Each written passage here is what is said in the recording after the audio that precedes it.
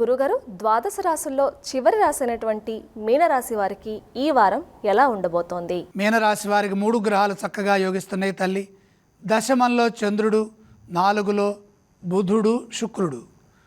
మనోబలంతో విజయం లభిస్తుంది. వ్యాపారంలో కలిసి వస్తుంది. నూతన ప్రయత్నాలు విజయవంతమవుతాయి. వ్యాపారపరమైన అభివృద్ధి విశేషంగా ఉంటుంది.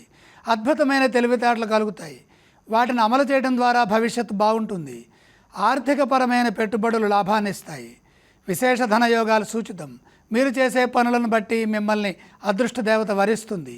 బుద్ధిబలంతో చేసే పనులు శక్తివంతమైన ఫలితాలను ఇస్తాయి.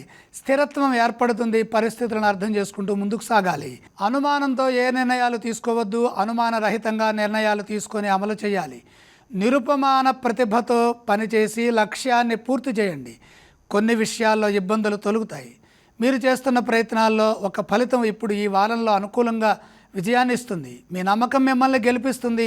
ఉద్యోగంలో ఆత్మవిశ్వాసంతో వ్యవహరించాలి. నలుగురిని కలుపుకుపోవాలి.